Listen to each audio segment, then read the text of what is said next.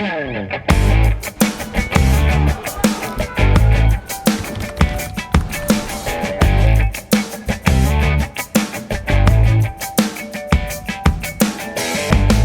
programa de hoje, vamos conversar com Geraldo Campetti. Ele é palestrante e também vice-presidente da Federação Espírita Brasileira. Conosco, ele vai abordar um tema neste programa muito interessante, que é os 4 pilares da regeneração. Esses 4 pilares eu não vou falar agora, você vai descobrir daqui a pouquinho, nessa entrevista muito bacana com Geraldo. Seja bem-vindo, é um prazer tê-lo conosco mais uma vez no Espaço Cidadão. Olá, Robson. Muito obrigado pelo convite, amigo querido. A oportunidade de estar aqui neste programa, que certamente presta uma contribuição valiosa, né, no Espaço Cidadão, para o esclarecimento de assuntos tão interessantes como esse que nós vamos conversar nessa entrevista, viu? Muito obrigado pelo convite. Uma satisfação estar aqui com você e com os amigos que vão nos acompanhar. Igualmente. Eu iniciei a nossa entrevista pedindo que você compartilhe conosco, né, quais seriam esses 4 pilares da regeneração e por que regeneração, né? E na sequência a gente conversa um pouco sobre cada um deles. Perfeito. Ô, Robson, a gente já ouviu falar que nós estamos assim numa fase de transição. É muito comum ouvir a chamada transição planetária, não é? Estamos passando de uma fase para outra, e realmente à luz, não é, do entendimento espírita, a gente continua numa situação de um mundo de expiação e provas, onde temporariamente, né, há o domínio do mal, mas já estamos também numa mudança gradativa, aos poucos, para um outro estágio melhor, uma Uma situação, evolução. uma evolução, exatamente. É um processo evolutivo que ocorre de maneira gradativa, aos poucos, mas já passando desse nível de expiação e provas, onde há o império do mal, para um outro nível que é o da regeneração. É onde a gente vai ter uma espécie de equilíbrio entre o bem e o mal. Aí a gente vai viver um pouco mais em paz, uma justiça, não é? Mais equânime, mais distribuída, enfim. Um mundo que já vai preparar a felicidade que virá ainda no futuro. Mas veja, quando a gente está em transição, é como se nós estivéssemos em trânsito. E esse estar em trânsito não é muito confortável. Por mais que a gente se sinta bem fazendo uma viagem e toda, nunca é como nós estarmos, né, no nosso lar, no conforto, no abrigo. A gente sempre está querendo chegar a um destino, sempre há uma certa, né, apreensão, a gente não sabe ao certo como tudo vai funcionar, não é, Robson? Então a gente está naquele estado de trânsito. É exatamente a situação que a gente está. Daí tantas ocorrências no mundo. O mundo em crise, o mundo em ebulição, crises sociais, guerras, não é isso? Tanta ainda, digamos, manifestação de ódio, que é uma coisa tão infeliz que existe, não é? Tanta criminalidade, tanta violência. Então, o que a gente vê ainda são uma espécie de rebarbas, não é? Ou ainda, né, o ressurgimento temporário desse mal que ele vem todo forte, querendo dominar, e o bem que já vai se manifestando aos poucos, numa visão diferente de um novo mundo, não é? Então, para que a gente possa fazer essa travessia com segurança, realmente passando para esse outro nível evolutivo, a gente precisa, né, se fundamentar nessa base que é segura, nesses pilares que a gente tomou, né, fazendo aí uma devida adaptação de um discurso, viu, Robson e amigos que estão nos acompanhando, amigas queridas, do nosso presidente da FEB, Jorge Godinho. Quando ele tomou posse, não é, em 2015, no seu primeiro mandato, ele fez um discurso longo de apenas 5 minutos, não é? E aí ele colocou a necessidade da gente estar unido, né, de nós estarmos unificados no trabalho, enfim, e ele colocou essas bases, essas 4 que nós vamos citar, que a gente toma no nosso entendimento como fundamental para essa travessia no processo evolutivo para o mundo de regeneração. Então, o que a gente chamou de pilares do mundo de regeneração ou bases da regeneração. Primeiro delas, Robson, é exatamente dessa base ou desse pilar, é tomar o evangelho como roteiro. Tomar o Evangelho como evangelho roteiro. como roteiro. Essa é a primeira base, é fundamental. A segunda é nós termos a consciência tranquila como consolo. Então, consciência tranquila como consolo. É um bom desafio, não é? A terceira é interessantíssima, é nós adotarmos o esquecimento do mal como estratégia para a gente poder seguir em frente. E o quarto pilar, ou a quarta base, é adotar a prece como fortaleza. A prece é o nosso escudo, é a nossa proteção. Então, esses são os quatro pilares, as quatro bases aí da regeneração, Robson. E aí nós podemos agora detalhar cada um deles, né? Que mágica, digamos assim, a gente pode fazer para tentar se aproximar de cada pilar, né? E tentar fazer uma transição, como você colocou no início, mais menos turbulenta, né? No Sim, mar, menos revolto. Às vezes é possível, às vezes não é possível, mas exato. tendo um norte facilita muito essa caminhada, essa travessia. E aí, vamos conversar um pouquinho sobre esse primeiro pilar que você colocou, que é o evangelho como roteiro. Como a gente pode fazer isso na prática? Pois é o grande desafio é exatamente esse, né? É colocar o Evangelho de Jesus, que é a nossa orientação, e todas as orientações do bem que nós recebemos, na nossa agenda cotidiana, no dia a dia das nossas existências. Porque o Evangelho, ele é fundamentado em duas virtudes. Essas virtudes são indispensáveis para todos que queremos evoluir, todos que queremos passar para um estágio melhor, que são a humildade e a caridade. Então, o Evangelho é o roteiro, porque vai apontar o caminho a seguir, trazendo como elementos indispensáveis essas duas virtudes. Nós precisamos ser humildes e precisamos ser caridosos. E veja, a humildade foi a primeira virtude que Jesus, na simbologia do nascimento, lá entre, não é, os animais, ali naquela manjedoura, junto à natureza, entre as pedras, você vê, não tinha sequer uma hospedaria, não é isso? Estava ali junto dos seus pais, enfim. Essa simbologia do nascimento, Robson, amigas, amigos queridos, vai nos trazer exatamente o testemunho da humildade. Porque Jesus poderia ter nascido num palácio, né, ter sido, né, um príncipe, um rei, aquela coisa toda, ele nunca se interessou por isso. Então, é essa base da humildade que ele testemunha, antes ele vivencia, já desde a simbologia do seu nascimento. E depois vai nos ensinar como mestre, né? Como mestre por excelência, ele vai nos ensinar no Sermão do Monte, em outras oportunidades, essa questão da humildade. A humildade vem de humus, de terra. Nós precisamos colocar os pés no chão, levantar a cabeça e seguir em frente. Essa é uma conquista, Robson, cotidiana, diária, num esforço constante. Não é mágica que cai do céu pronta. Ah, eu vou, né, vou aqui fazer uma evocação e de repente o problema está solucionado, né? Aquela pedra do meu caminho foi afastada. Isso não existe. É um exercício prático. É um exercício prático do dia a dia que exige esse esforço de cada um de nós. Quando a gente vai, né, na humildade, por exemplo, se coloca na devida posição que nós somos. Nós nos reconhecemos tais quais nós somos, diante das nossas condições, competências, das nossas capacidades, nem mais nem menos. Então, nem nós nos assim superestimamos, nem nos subestimamos.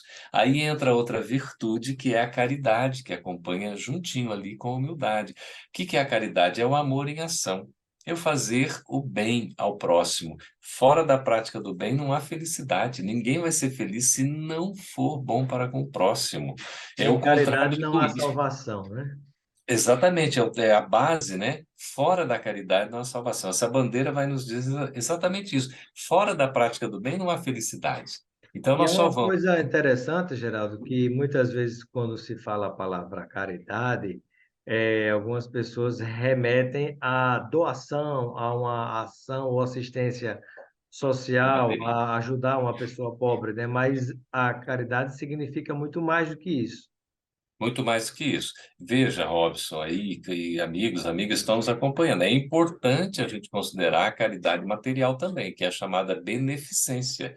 Você assistir, abrigar, não é? Levar alimentos, dar condições de sobrevivência, né? Com vestimentas e o mínimo de condição que seja digna para a pessoa sobreviver. Essa caridade material, a beneficência, ela é importante, mas ela por si só não basta. A gente precisa considerar a benevolência, que aí sim é a caridade moral, espiritual, em que a gente dá, para além de uma assistência, né, social, que já é importante, a gente vai com, por exemplo, com aconchego, com acolhimento, com um conforto espiritual, com esclarecimento. Isso sim é um processo todo de evangelização, essa caridade moral e espiritual. Vai além, você vai escutar uma pessoa, vai dialogar com ela, vai dar atenção para ela, sabe, Robson? Isso faz toda a diferença. A caridade ela pode ser empregada em gestos mínimos. E o Espírito da Verdade, no livro O Evangelho segundo o Espiritismo, lá no capítulo 6, quando fala do advento, né, do Espírito Consolador, ele vai dizer para nós no item 8, fechando exatamente esse capítulo, como é que a gente pode colocar a caridade e a humildade na agenda diária, ou seja, no nosso dia a dia, no nosso cotidiano, através da abnegação, que é exatamente uma espécie de renúncia, nós renunciarmos, nós cedermos a vez, nós enxergarmos a necessidade do próximo, nós respeitarmos isso, colocarmos o próximo em primeiro lugar, olha. E o devotamento, que é exatamente a nossa dedicação, a nossa doação ao semelhante, fazendo o melhor ao nosso alcance. Por isso que o evangelho é o nosso roteiro, é o roteiro para a gente poder seguir. E se a gente seguir esse roteiro, né, com as virtudes humildade e caridade, não tem como dar errado, Robson. O nosso caminho, claro, não é que vai ser simples, não é que vai ser assim fácil, mas nós teremos uma disposição renovada a cada passo que a gente der, porque nós vamos nos fortalecendo cada vez mais. Então, tomar o evangelho é prenunciar a paz, não só no sentido do pacifismo, do pacífico, mas do pacificador. Ou seja, é o agente da paz. Nós todos somos agentes da construção de um mundo melhor, que começa dentro de nós mesmos. Tudo que a gente faz reverbera. Às vezes, de fato, nós somos uma poeirinha cósmica, né? Mas mesmo assim, tudo que a gente faz acaba repercutindo, né, em todo o universo, né? Sem dúvida, somos seres interconectados. Nós vivemos num regime de interdependência, isso já nos fala Emmanuel, e sociólogos também já chegaram a essa conclusão. Ninguém vive só, nós nos dependemos uns dos outros, não é? Por isso que o desenvolvimento se dá através da relação social. É fundamental a gente ter exatamente, né, essa questão da caridade, do bem ao próximo, do auxílio ao outro, porque isso também vai nos fazer bem. E a gente vai sentir cumprindo o nosso papel, Robson, aqui na Terra. Sem dúvida. O segundo ponto que você destaca, Geraldo, como um dos quatro pilares da regeneração, nesse momento que a gente vive em um mundo de transição, né, de provas e expiações, esse segundo ponto é consciência tranquila como consolo. Vamos tentar traduzir esse tópico tão importante para as pessoas, né, na prática, como é que a gente pode vivenciar isso?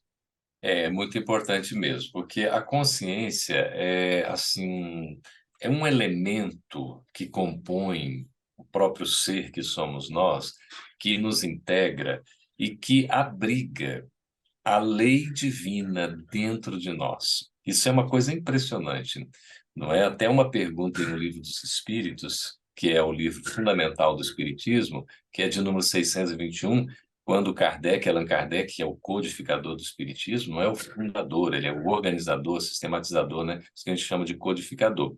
Ele pergunta o seguinte: onde é que está escrita a lei de Deus?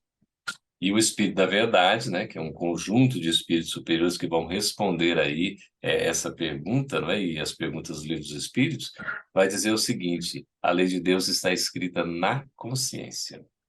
E a Joana de Ângeles, que é a mentora espiritual de Divaldo Franco, diz que a consciência permeia todo o ser.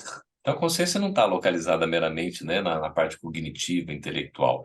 Ela é algo que nos traz, além da moral, né, que é distinguir o certo do errado, é a gente ter, então, aquele impulso para efetivamente viver o certo, fazer a escolha certa, que é a parte ética. Então, para além da moral, existe a ética. E a consciência nos dá esse senso moral, ético ou ético-moral, para que a gente possa viver a lei de Deus que está inscrita na nossa consciência, na nossa própria vida. Então, toda vez, Robson, que a gente se afasta de um caminho que é o normal, que é o natural, que é o divino, e eu aqui categorizo esses três elementos, esses três adjetivos ou situações como se fossem sinônimas, aqui para simplificar para nós, porque o normal é o natural. Aí você vai dizer, mas não é o comum é o que a maioria faz, não deveria ser o normal. O normal é o que está na nossa natureza, não na normose, né, que a gente vive uma sociedade normótica, que é doentia e tudo mais. Se você desvia, faz um monte de coisa que não deve fazer. Mas na normalidade, né, nessa questão espontânea, no que é então também natural e divino, nós temos o impulso de seguir o caminho bom. Porque nós somos filhos de Deus, todos somos filhos de Deus, todos somos irmãos, aos olhos de Deus somos iguais, entre nós somos semelhantes. Mas se somos filhos do mesmo Pai, somos irmãos, devemos nos amar como numa família, não é isso? Então a gente, quando faz alguma coisa errada, quando comete um mal, por exemplo, que é o chamado pecado, que é o desvio, é o erro do alvo, é quando a gente se afasta do caminho que é esse caminho natural, que é esse caminho normal, que é o caminho divino, a gente sente, Robson, porque a nossa consciência, ela vai apontar Ela alguma coisa, denuncia, dispara ela den- uma luzinha, um alerta só, isso aí tá errado. Aí você vai Exa- ouvir ou não, né? Exatamente, tá ali, ó, tá apontando que alguma coisa sinalizando que não está correto e certo. Agora, a decisão, como você está falando, é do nosso livre-arbítrio. A gente vai decidir seguir um caminho ou outro ou não. Mas a Agora, consciência, ela vai Geraldo, dizendo, todo pois não. mundo tem essa luzinha que acende na hora que tem alguma coisa errada. Todo mundo tem. Agora, o que a gente precisa fazer, Robson, é exercitar essa viagem para dentro de nós mesmos, a fim da gente enxergar isso. Porque boa parte de nós está no estado de sonolência. É como se a nossa consciência não estivesse desperta. E para ela se despertar, a gente tem que fazer esse exercício de interiorização, internalização, uma viagem para a nossa própria intimidade, numa busca do autoconhecimento. E aí a prece, não é? A meditação, a reflexão, uma leitura agradável, uma busca calma, o ambiente da natureza, o contato, né, com o ambiente natural, ajuda muito nesse sentido. A respiração tem todas umas técnicas da gente fazer esse encontro conosco mesmo, quando a gente vai encontrar Deus dentro de nós, e aí nós vamos poder enxergar bem a nossa consciência e ter claro o roteiro, que é o Evangelho de Jesus, naquelas instruções que a gente deve seguir. Então, as leis de Deus estão escritas em nós, já está escrita, inclusive, na nossa consciência. Quando a gente desperta para isso, aí a gente vai seguir o caminho que é correto. A decisão é nossa. Se a gente, por um acaso, Robson, segue o caminho errado, nós vamos sofrer porque estamos desviando como se fosse assim da linha reta. Quando a gente vai, né, pegando alguns atalhos, você vai encontrar um buraco ou outro, a depender, porque não é aquela estrada principal. E, claro, você vai acabar chegando lá no destino também, mas é com muito mais sofrimento, né? Então a gente pode simplificar o caminho seguindo essa intuição, aquelas questões da voz, da consciência, né? Porque a voz de Deus dentro de nós sempre vai indicar o melhor caminho. É para fazer o bem, é para ser fraterno, para ser solidário, para auxiliar o próximo. Então, a consciência tranquila, o que que é ter a consciência tranquila? É quando a gente bem cumpre o nosso dever. Toda vez que a gente não cumpre o nosso dever é exatamente esse, de fazer o nosso papel na sociedade, sendo pessoas voltadas, né, para uma relação harmoniosa, equilibrada, para sempre onde nós passarmos deixarmos um rastro de luz. Ah, mas ser iluminado? Se não, nós somos seres comuns na nossa relação do dia a dia. E se a gente não faz isso, não haverá tranquilidade. Não há nada pior, Robson, do que a gente deitar no travesseiro, assim, botar a cabeça pesada. Né? Ah, se a nossa consciência estiver pesada, você não vai ter conforto. Por isso, o consolo nos vem, nós sermos consolados, abrigados, sabe, acolhidos pela consciência quando nós estamos fazendo a nossa parte. Ou, pelo menos, Robson, nos esforçando por fazer o melhor ao nosso alcance. Ou seja, às vezes aquilo que você queria, ou que você desejava, ou que você tentou e não deu certo, mas pelo menos você volta para casa com a consciência tranquila de que não fez nada de errado para forçar a barra, digamos assim, e tentar aquilo que talvez não fosse o momento correto para que acontecesse com você, não é?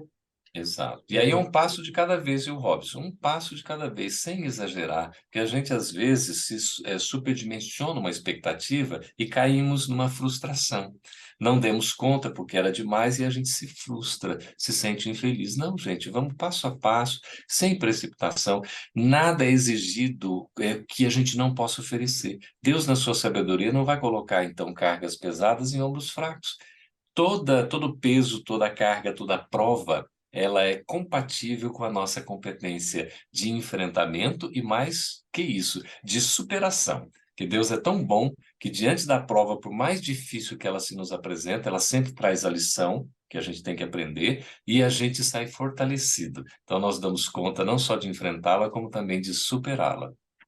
Verdade. E eu me recordo de uma frase mais ou menos que diz o seguinte, né? Que às vezes quando a gente está muito no passado, que não esquece uma coisa, né? Tá sintonizado em vibrações que nos levam à depressão, esse excesso de passado. Isso. No excesso de presente, né? Você tem o estresse. O excesso de futuro, você não está nem lá atrás, nem está aqui na frente, você está no futuro, com excesso de futuro, você está com a crise de ansiedade, né? Então, é importante Verdade. ficar atento sobre isso. E aí vem o terceiro ponto que você destaca, né, como um dos quatro pilares para a regeneração, que é esquecimento do mal como estratégia, né? Talvez esteja ligado a um pouco do que eu falei agora, que muitas vezes esquecer o mal pode estar ligado à questão do perdoar. Exato. Às vezes a gente associa o perdão ao esquecimento. Na essência do conceito, não necessariamente são sinônimos. Você pode perdoar sem esquecer, mas você não guarda a mágoa. O perdão, não é, Robson, envolve não guardar a mágoa, o rancor, não ficar reservando para você esses resíduos tóxicos que vão lhe fazer mal. Porque aquele que deseja o mal, que guarda o mal, é primeiramente o prejudicado. Nós mesmos somos prejudicados quando fazemos o mal ao outro, não é? E como é possível, mesmo não esquecendo, porque fica registrado na memória quando acontece uma coisa ruim com qualquer um de nós, como é possível, mesmo não esquecendo, é, perdoar, não ficar remoendo, né? Onde é que está Perfeito. essa diferença? Então, é uma linha tênue, mas é interessante. Uma vez até conversando com uma amiga evangélica, eu aprendi uma lição que eu jamais esqueci. E eu tinha exatamente uma palestra sobre perdão e esquecimento. E eu perguntei para ela qual era a relação entre o perdão e o esquecimento. Aí ela me mostrou assim o dorso da mão, né? A parte aqui, e ela disse: "Você está vendo aqui, Campete?" Eu vi e falei: tem uma cicatriz, né? Falei: "Pois é. Esta cicatriz é o seguinte, ela está cicatrizada, a ferida está fechada. Quando o corte está aberto, está sangrando, está doendo, a gente não perdoou. Que a gente está vivendo aquilo, está remoendo aquela coisa toda. Depois que há a cicatriz, aquilo já passou, o tempo já passou, já foi maturado, há o perdão. Perdão porque você não fica revivendo aquilo, não fica remoendo aquilo, você já não está sentindo aquela dor. Só que a cicatriz ficou, Robson, para que a gente não esqueça da experiência que passou, para que, se foi por nossa ação, por algum equívoco de nossa parte, que a gente não a repita. E mesmo que não tenha sido, a marca está ali para demonstrar, olha, esse é um caminho difícil, há outras alternativas. Vai chegar um momento que sequer cicatriz teremos. Mas então, com esse exemplo bem materializado, me esclareceu muito, eu acho que esclarece para nós, não é? E aí você vê a diferença. O que que é o perdoar? O perdoar é não ficar alimentando aquela chaga aberta. Ou seja, eu fico remoendo com mágoa, com melindre, com ódio, com raiva, eu fico desejando o mal da pessoa. Quer dizer, eu não perdoei, eu tô ali atado à pessoa. A gente fica, nunca mais quero ver aquela pessoa, ela é horrível, você está muito junto dela, muito mais do que pensa. A melhor maneira da gente ficar longe daqueles que a gente não gosta é amando-os. Porque quando a gente amar, aí assim a gente vai ter espontaneidade, podemos até ficar junto, não vai ter problema. Mas os que se odeiam, Robson, estão muito próximos. Estão muito próximos. E o ódio é o próprio amor em desalinho. Por isso, o mal alimentado por esse discurso do ódio, pela essa vivência do ódio, por esses engodos, enganos, fake news que a gente vê nesse mundo odierno aí, né, pululando a mancheias, infelizmente, sabe? Esses que estão assim, estão com consciência embotada, com a consciência ainda adormecida. Ou se fazem por mal deliberadamente, eles têm uma responsabilidade ainda maior. Mas para nós, a gente perdoa quando então não fica alimentando essa mágoa. A gente não, olha, aconteceu uma coisa infeliz ali, tudo bem, a gente até se lembra, mas eu não tenho mais a conexão do meu sentimento com aquilo, da minha emoção para me abalar. Eu me lembro uma vez, Robson, que eu tinha acabado uma palestra aqui em Brasília, na Federação Espírita Brasileira, e uma pessoa me procurou. Ela disse assim, olha, Campete, eu queria lhe pedir perdão. E eu ouvi assim, eu falei, mas, meu amigo, por que você está me pedindo perdão? Ele disse, porque já há alguns anos você falou alguma coisa que me tocou profundamente de maneira negativa. E eu não gostei. E eu fiquei com raiva de você durante muitos anos. E eu percebi que eu estava errado. Então, eu estou te pedindo perdão. Eu fiquei emocionado na hora, dei um abraço nele, o Robson, e disse assim, meu amigo, eu não tenho que lhe perdoar, porque eu nunca fiquei ofendido. Eu nem sabia disso. E se alguém tem mérito aqui, esse mérito é seu. Pela grandeza do gesto que você está tendo. Você está de parabéns. Porque, de fato, se você tinha isso, agora você está se libertando. E de minha parte, está tudo muito bem. Nós vamos seguir em frente. Eu sou muito grato a você pela lição do testemunho que você está me trazendo. Então, esse é o verdadeiro perdão, que liberta, que a pessoa não fica ali remoendo. Agora, aconteceu, ele não vai esquecer mnemonicamente, né, do que repercutiu nele, mas ele já não tem mais aquele impacto. Então, esquecer o mal é a melhor estratégia, porque todos procuramos o bem, Robson, nós queremos ser felizes. E não há felicidade com o mal.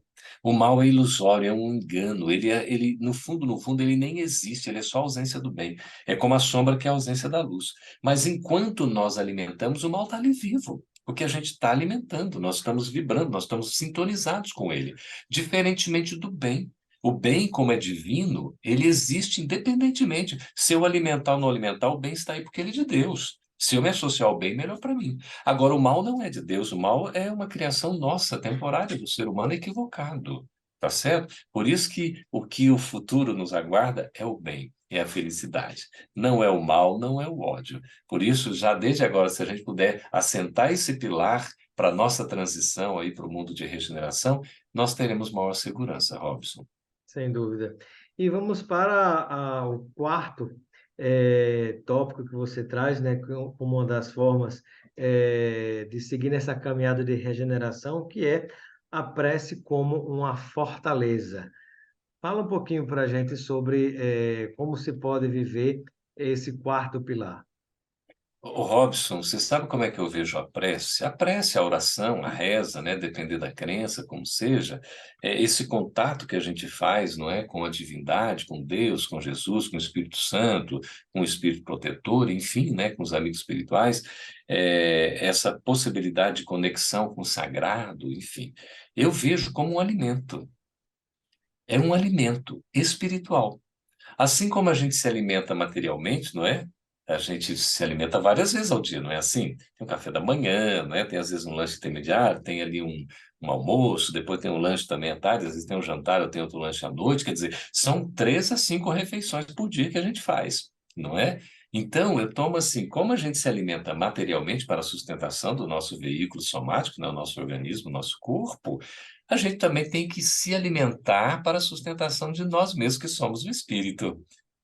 Eu sou o meu próprio espírito, por isso que eu não digo, o meu espírito, não, o meu espírito sou eu. Agora, o meu corpo, sim, o meu corpo é uma vestimenta, é um instrumento, é um sistema que eu estou utilizando temporariamente nesta presente existência.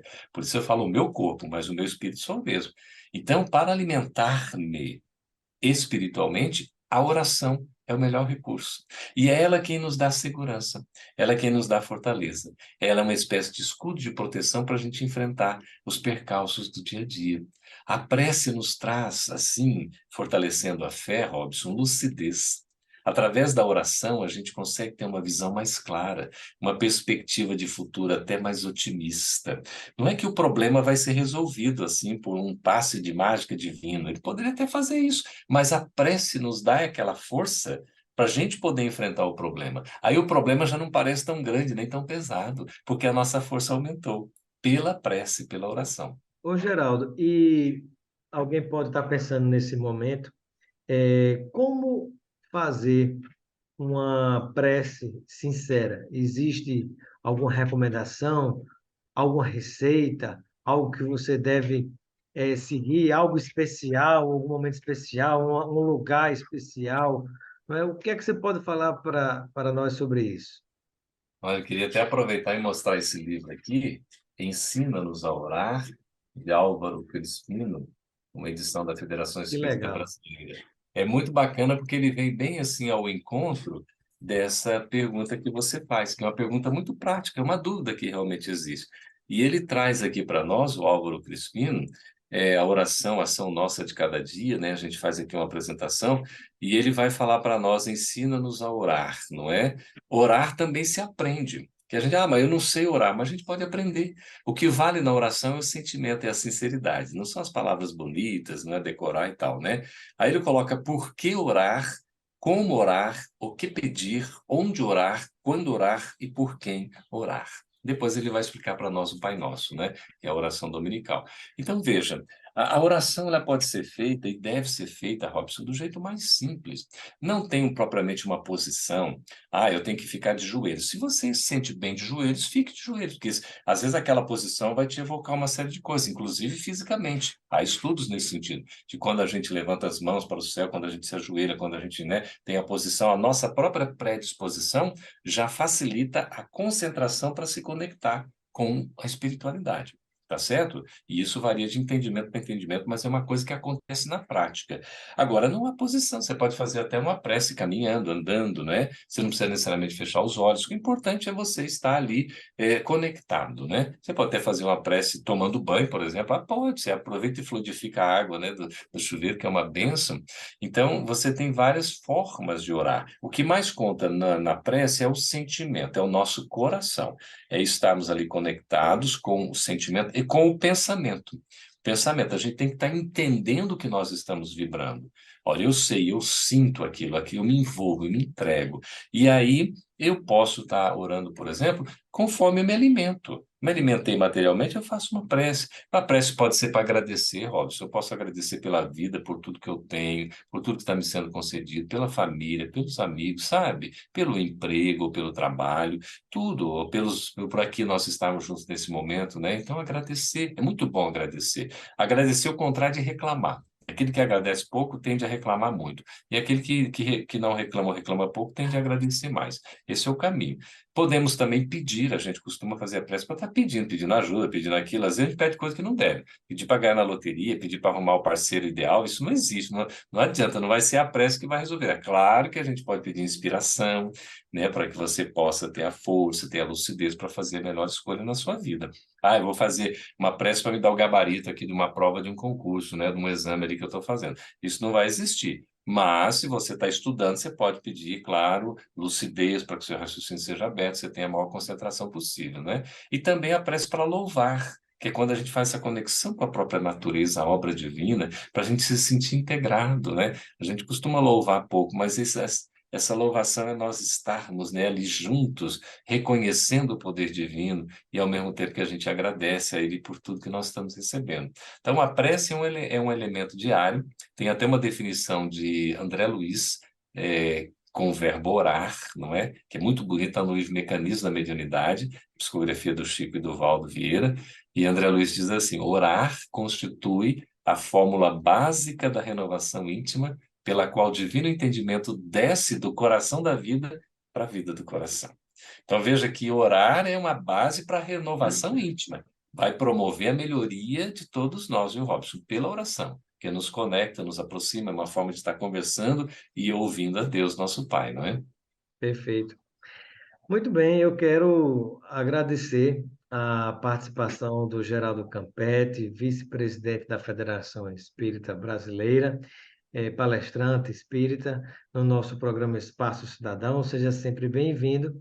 E eu deixo um momento final para suas despedidas junto a todos aqueles e aquelas que nos acompanham e pode complementar com alguma informação importante que porventura a gente não tenha tratado aqui e você considere que merece ser compartilhado. Obrigado, Robson, pelo convite, pela oportunidade. Espero que tenha sido útil aí aos nossos amigos, amigas que estão nos acompanhando, que vão nos assistir nesse momento desafiador que estamos vivendo. Às vezes, não é, nos sentimos aflitos, desesperados, mas a recomendação de Paulo, né, na segunda carta aos Coríntios, no capítulo 4, versículo 8, é exatamente para que a gente, assim, diante de tudo que está acontecendo, a gente fica atribulado. A gente fica atribulado. Mas não devemos nos sentir angustiados. Assim como a gente fica também perplexo. Tantas coisas acontecendo no mundo que deixa a gente perplexo, né? De boca aberta, assim, aquela coisa impressionante.